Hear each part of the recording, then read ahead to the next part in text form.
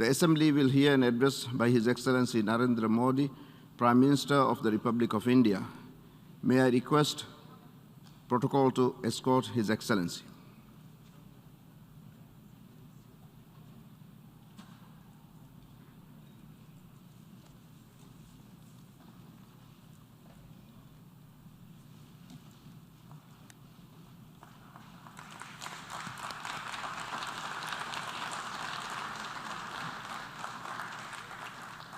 I have great pleasure in welcoming His Excellency Narendra Modi, Prime Minister of the Republic of India. I invite him to address the General Assembly. नमस्कार साथियों. Good morning, friends.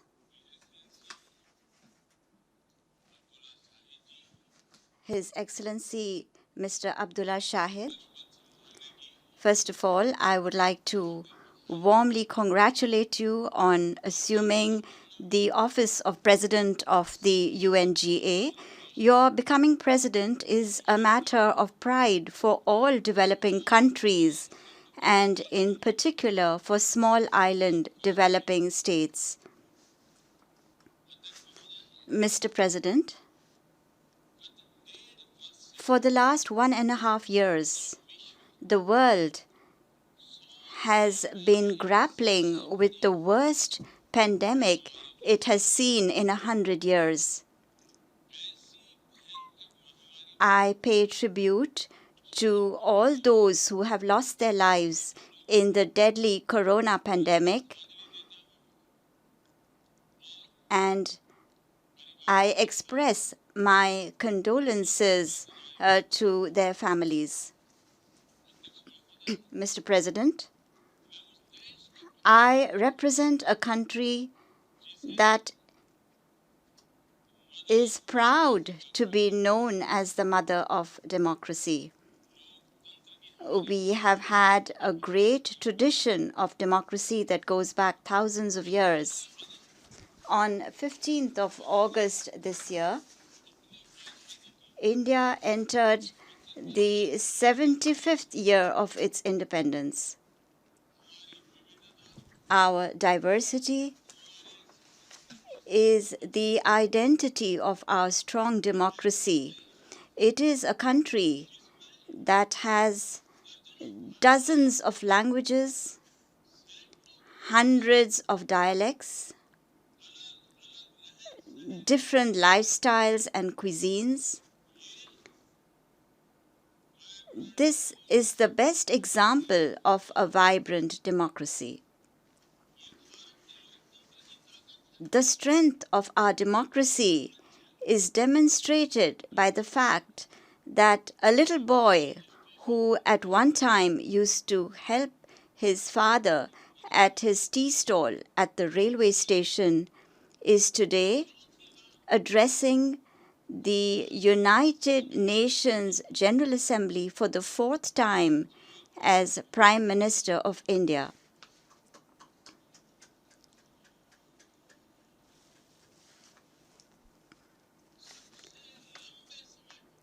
I will soon have spent 20 years serving my countrymen as head of government, first as the longest-serving Chief Minister of Gujarat, and then as Prime Minister for the last 7 years.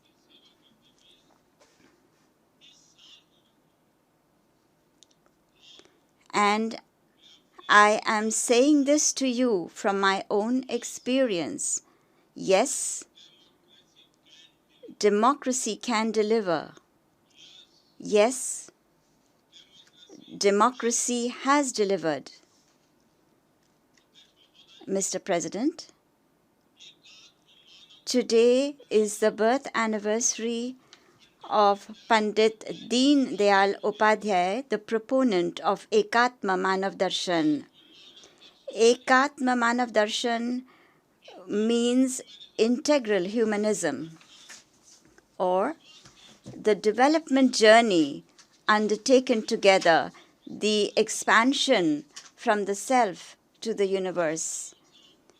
Expansion of the self, moving from the individual to society, to the nation, and to entire humanity. And this philosophy is dedicated to Antyodaya.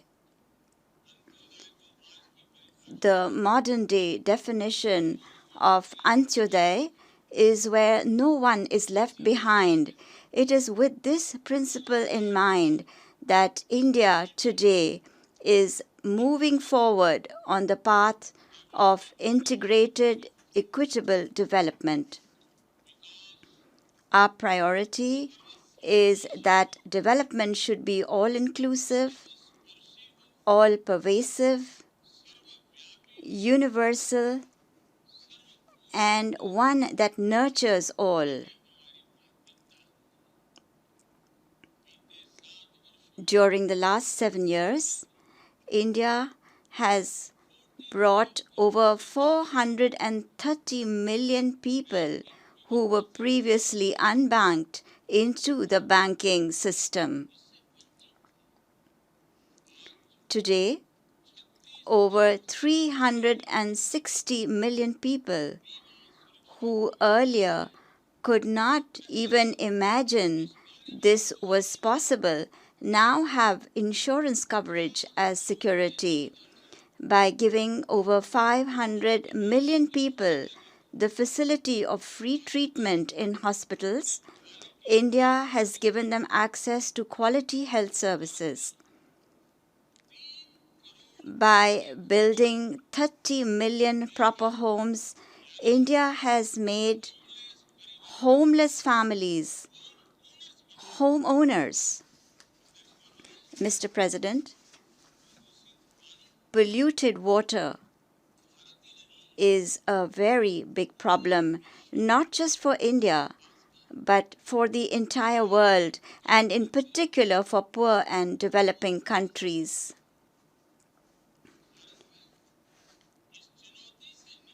In order to address this challenge in India, we are carrying out a very big campaign to ensure that piped clean water reaches over 170 million homes. Reputed institutions of the world have said that for the development of any country, people must have property rights to their home and land. That is, ownership records are a must. In the most developed countries, there are a large number of people who do not have property rights to their land and homes. Today, we are using drones in India to map over 600,000 villages.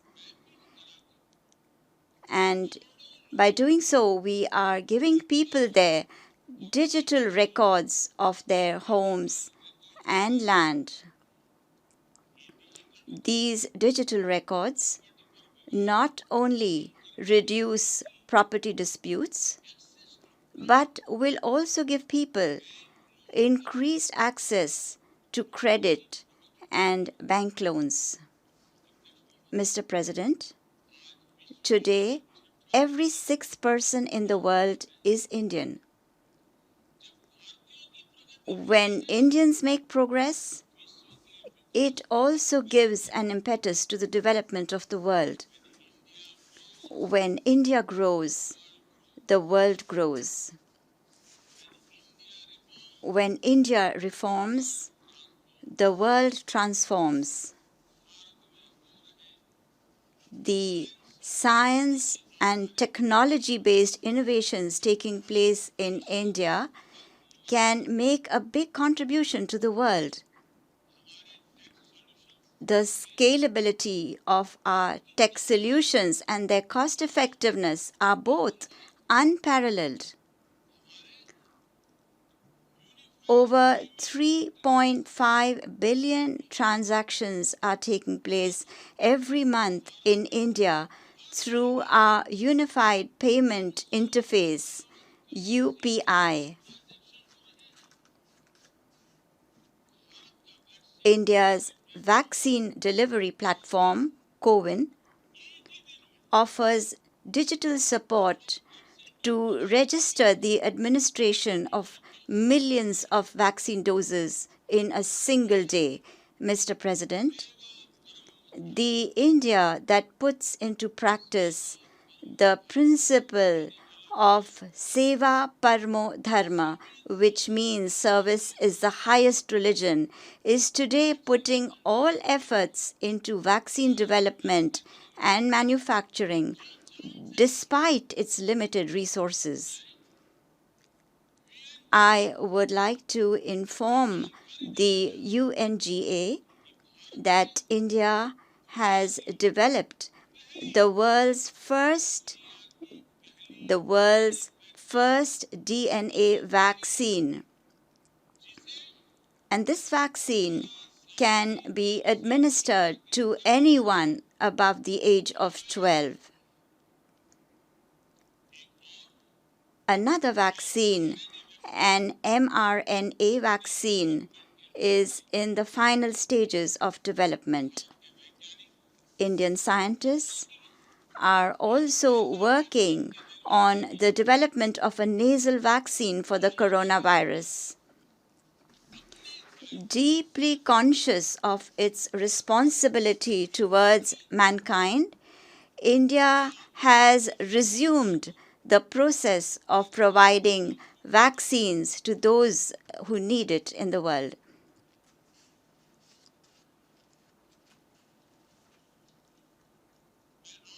Today, I also extend an invitation to vaccine manufacturers from across the world. Come, make vaccine in India. अध्यक्ष महोदय, Mr. President, all of us are well aware how important technology is in the lives of people today. However, in this ever-changing world, it is equally important to ensure technology with democratic values. No matter which country the doctors, innovators, engineers, and managers of Indian origin live in, our democratic values inspire them to continue serving mankind. And this is a spirit that we have indeed seen during the corona pandemic also. Mr. President, the corona pandemic has also taught another important lesson to the world, that the global economy needs to be diversified even further. And for this, expansion of global value chains is necessary. Our Atmanirbhar Bharat, or Self-Reliant India movement, is inspired by this very spirit. India is becoming a democratic and reliable partner for global industrial diversification. And in this movement, India has struck a better balance between both economy and ecology.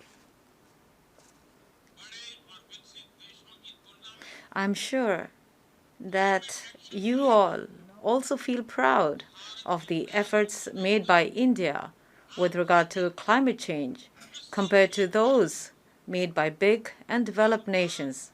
Today, India is moving forward with great speed towards its target of 450 gigawatts of renewable energy. We have also started work on making India the world's largest green hydrogen hub. Mr. President, we are answerable to our future generations. When they ask, when it was time to take decisions, what were those people doing? those people whose responsibility it was to give direction to the world. Today, the world is facing an increased threat of regressive thinking and extremism. In such a situation, the entire world must make science-based, rational, and progressive thinking the basis for development. In order to strengthen a science-based approach, India is promoting experience-based learning. In India, in schools, thousands of adult tinkering labs have been set up. We have also set up incubators, and a strong startup ecosystem has been developed. On the occasion of the 75th year of its independence, when we are celebrating the Azadi Ka Amrit Festival, India is going to launch 75 satellites into space that are being made by Indian students in schools and colleges. Mr. President, on the other hand, countries with regressive thinking that are using terrorism as a political tool, these countries must understand that terrorism is an equally big threat for them also. It is absolutely essential to ensure that Afghanistan's territory is not used to spread terrorism and for terrorist attacks. We also need to be alert and ensure that no country tries to take advantage of the delicate situation there and use it as a tool for its own selfish interests. At this time, the people of Afghanistan, the women and children of Afghanistan, the minorities of Afghanistan need help. And we must fulfill our duty by providing them with this help. Mr. President, our oceans are also our shared heritage, and that is why we must keep in mind that we must only use ocean resources and not abuse them. Further, our oceans are also the lifeline of international trade. We must protect them from the race for expansion and exclusion. The international community must speak in one voice to strengthen a rule-based world order.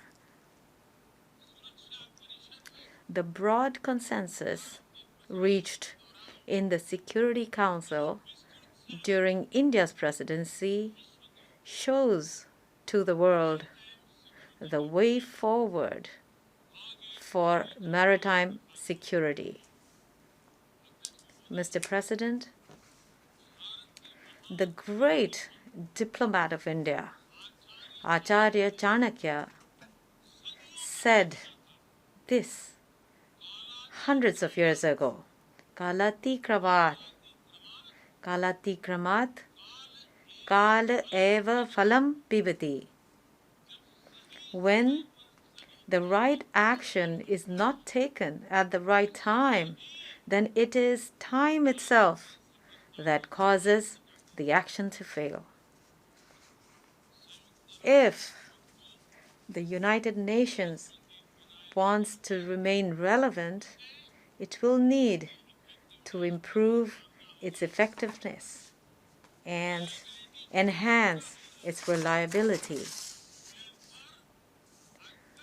Today, all kinds of questions are being raised about the UN.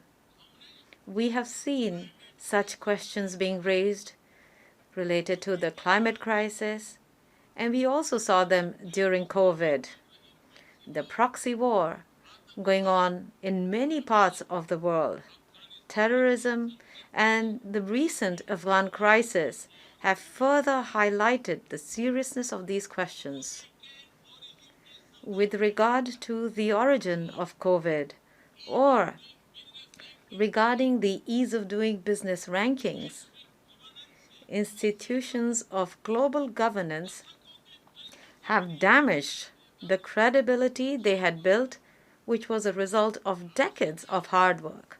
It is essential that we constantly strengthen the UN in order to safeguard global order, global laws, and global values.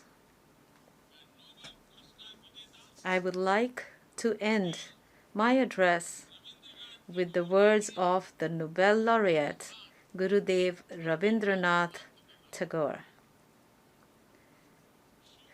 Shubho Kormopothe,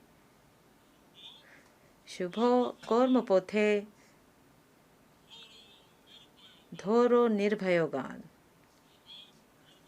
Shob Durbol Shonyosh Hok Abushan, which means boldly proceed on your path of good deeds. May you overcome all weaknesses and doubts. In the context of the current times, this message is as relevant to every responsible nation as it is to the United Nations. I'm confident that our efforts will enhance peace and harmony in the world and will make the world healthy, safe, and prosperous. With these good wishes, I thank you all. Namaskar.